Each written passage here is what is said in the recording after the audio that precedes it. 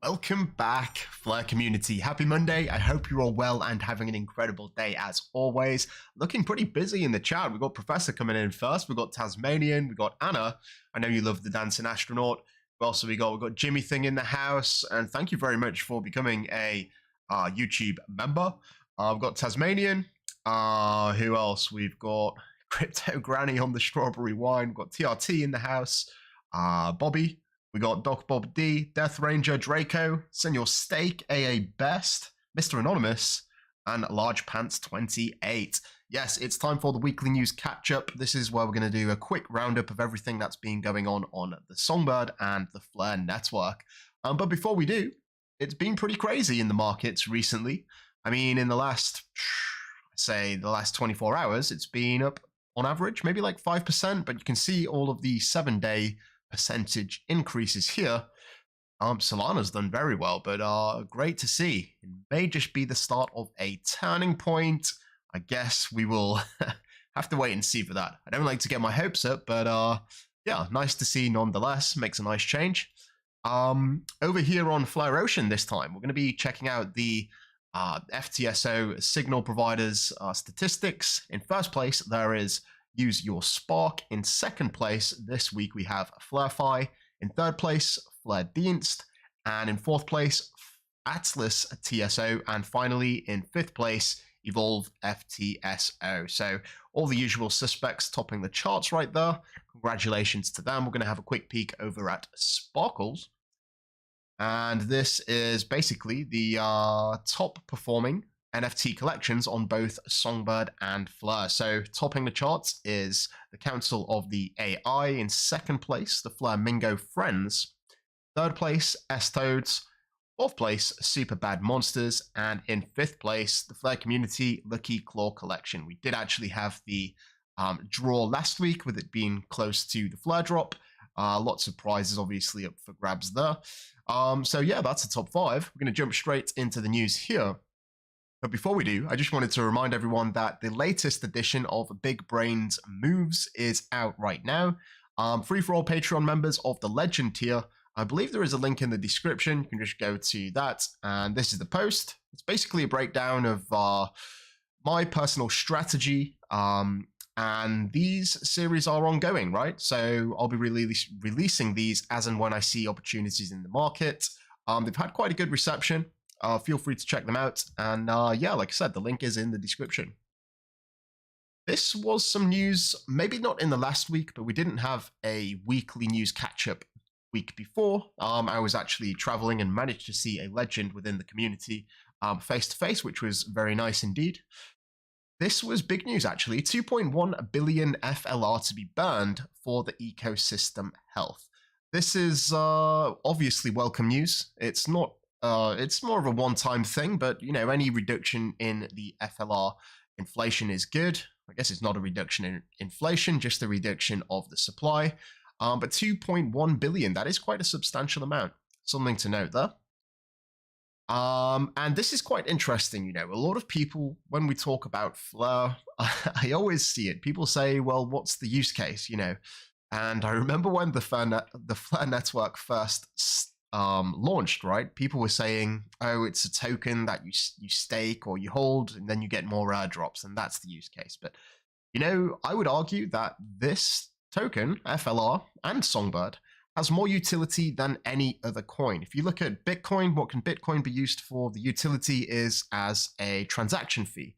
And that's quite common between almost every single or every network that I can think of. Transaction fees is the fundamental use case.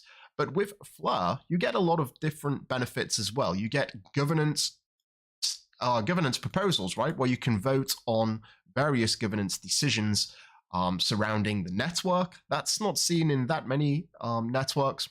You also are able to delegate your FLR to signal providers who are basically providing data via the FTSO. And soon, apparently this month, you're going to be able to stake your FLR too. And that's all native. Yes, we have other applications where you can use FLR, but this is strictly talking about just the network itself. Yes, P-Chain is going live pretty soon. In fact, it's already live, I believe, and staking is entering phase 2. So if you are planning to use your FLR for governance, if you are staking, don't worry, you're still going to be able to vote on the proposals, and you're also going to be able to receive your FLR airdrop. So if you was wondering about that, it is confirmed. If you're staking, you can still receive your Fleur drop. But one thing that I will say is that you cannot stake and delegate at the same time. It's one or the other. And as I said before, if you are interested in wondering how you go about staking, when it goes live, I will certainly be doing a quick tutorial. But until it goes live, I can't really show you how it's done, right? So, moving on. This may have been missed just because we didn't have the news roundup last week, as I said. The Expector Verse are actually accepting FLR as payment. This is the Expect project. They're building a metaverse on that's sort of including multiple chains, and they're now accepting FLR and SGB if you want to buy their land. So that's another integration which is always welcomed. And here is something that I wanted to show you from Hugo. And this is regarding F assets. The code is already out there on GitHub, and this is basically a place where developers can actually look at the code base for F assets. Anyone could launch F assets today. I certainly can't wait. This is what Hugo said. I certainly cannot wait for us to launch the Flare Labs version of F assets. So what does this mean? It means that, you know, the Flare Labs team are obviously going to be launching their own version of F assets, and it's not their own version, it's their own interface, their own website in which you can use F assets. But this code is now public and anyone can do it. So those who are asking when F assets, it's just when the first set of developers choose to relaunch their products. We know that Flare Labs are working on something, and I wouldn't be surprised if other entities are as well. I imagine this version of F assets or this interface will probably be done through the Flare portal. That's obviously not been confirmed, but you can imagine it's very straightforward. Click a few buttons, select an agent, select the asset that you want to mint, and yeah, it should be something, I guess, quite a big milestone. Obviously, this is going to be tested on Coston first. I was actually lucky enough to participate in a ecosystem call on a Flare Spaces and X Spaces, and Hugo was saying that F assets will be tested on Coston first, as you'd expect, but he did say keep an eye out on Coston, which suggests that it's coming sooner than some people may think. So stay tuned for that. I know a lot of people are excited about it. I certainly am. Can't wait to see all of these different assets that lack smart contracts functionality to be able to be used in applications like Gnosis, right, and DeFi. That's going to be exciting, and I do think we're in for a very interesting last quarter of 2023. These are free Flare node routes. So you've got a number here. You've got the free public API, and you've got the node as a service from API portal. And third and foremost, you've got the DIY node using Docker/GitHub. All of these are offering node services or RPCs where you can query the data on the Flare network. So very nice to see these infrastructure providers sort of, I guess not infrastructure providers because that's pertain into something else, but people that are building on the network and offering services, right? The more integrations, the better. This is to do with Flarescan, and again, they were actually on a call with me and Hugo, and also Arkham on X. We had quite a good discussion actually, and it was all about data and sort of the how that benefits people, not just developers, but also users of the network. So this is what the interface looks like for Flarescan. Let me just blow that up again. I quite like this because it's merging both the Songbird network and the Flare network. You can see that there's the Flare network symbol here. You've got the Songbird network symbol there, and it's talking about the latest blocks, the latest transactions, and you can get a lot of information from this website. And if you haven't checked it out yet, it's flarescan.com. And this is also going to be able to inspect the P-chain. So traditionally, you may have used a block explorer called Flare-Explorer or the Songbird Explorer, but this is a lot more comprehensive. It's going to allow you to really, I guess, be a little bit more granular with your searches because it's going to support the P-chain as well. And the P-chain is all about staking, so pretty interesting stuff. And they do have some interesting charts here. So if you go to resources at the top, and we can look at something like the active addresses, this sort of gives you, this is just on the per day, but we can go on to a more higher level time frame. Maybe go to the week, and there we go. If we just expand that, obviously the red one here is oops, just bring that back up. The red one is the red one is Flare, and the gray one is Songbird. So you can sort of see this trend over time, the active addresses per week, which I think is quite interesting. It's always good to get a gauge on these on a high level to sort of see where the network is going. Again, like I said, Arkham, they're providing some a really interesting platform, actually. This is what it looks like, and it's a great high level overview of the Flare network, looking at the addresses here, who's holding the most FLR. And in fact, actually, if we just come back over here, they have some really interesting use cases where you can see really sort of look at individual wallets, high-profile wallets that may be, here we can see the Sushi Swap logo. You've got 1inch here, Uniswap, and you can see how a particular wallet is interacting with multiple applications. So obviously you've got OpenSea here as well, an NFT marketplace.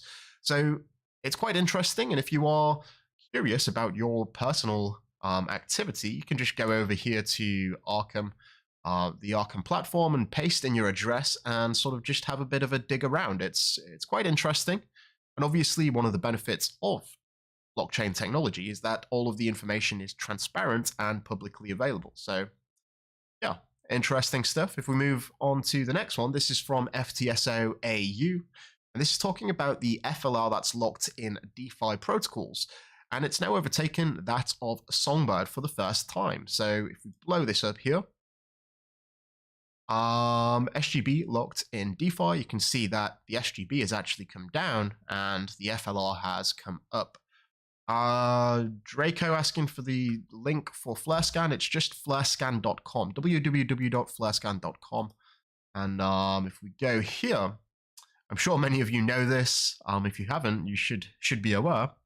The latest Helon airdrop is now, I guess you can now claim the next amount. But the previous Helon airdrop, we know that after 30 days, anything that's unclaimed has been burnt. So that actually equated to just over 3.4 million, which is actually quite a lot considering the circulating supply. I did a bit of a post here. That 3.4 million represented 2.2% of the total supply. And in terms of that airdrop, which was actually an 8 million Helon airdrop, it constituted as 42%, which is, again, quite high. So a lot of people have left some money on the table there. Maybe they left the ecosystem and was no longer interested, but they definitely missed out because they didn't get to claim some assets which were airdropped essentially for free. This is one of the things that I really like about the fact that you have to claim, because it's all about not having redundant tokens just sitting in a dormant wallet, right? Right now, everyone that's holding Helon had to be active within the community for the past month or so and have gone through this process. And I talked about this a little bit here about the expectation of the future burn rates. Is it going to be 42% every time? Definitely not, because everyone that's holding Helon now, like I said, have already claimed once, and they know the process, and they're active within the community, and they're staying up to date with local affairs. So don't expect this to be the case. I imagine it would be somewhere maybe 5 or 10%, but obviously the more that gets burnt, the better. Right, this is for people that may be a Discord moderator. If you are Muradsky, he's built a NFT bot, and it was down for a little bit, but he's implemented a little fix, and you can actually find it here. If you just search for Muradsky on X, you can get a link to it, and this is both for Songbird and the Flare network. And this is for the the Discord managers that may want to track a particular collection. It's a great tool, and he's offering it for free. So yeah, shout out to Muradsky. This is, I guess, just a quick reminder before we wrap up here. Blockchain is the technology, right? That's why we're all here. Fascinating technology. Bitcoin is simply the first mainstream manifestation of its potential. And this is sort of just alluding to the fact that there are better solutions out there than Bitcoin. And although Bitcoin may have its place as a novelty, people need to start looking at applications that are forward-looking and on the cutting edge of technology, this technology. It's evolved much more than just a transfer of value. Now we've got smart contracts, and obviously with Flare, it's aiming to be the blockchain for data, and that's going to be a big focus moving forward. Data, that's high integrity data provided from a decentralized source, and also interoperability. These are things that are almost ahead of the time right now. We've had this standard bridge for a long time where we've seen countless hacks, this multi-sig style bridge, but we're building something different, and that's what I'm banking on. So we'll see what happens. I'm pretty bullish, and I'm sure if you're watching this video right now, this live stream, and a member of the Flare community, then you are too. So that's pretty much this week's news. I did just want to say, for anyone that is a Patreon member, please feel free to come right down to the bottom here of the Flare community Discord and come over to the Patreon call. We do these every single week, straight after the live stream. Have a good old chinwag with everyone there. And yeah, that's pretty much it. I'd like to thank everyone for watching. If you do have time, feel free to give the video a like and subscribe if you haven't already. But yeah, that's pretty much it. Thank you all so much for watching. Please enjoy the rest of your week, and until next time, I'm out. We have liftoff.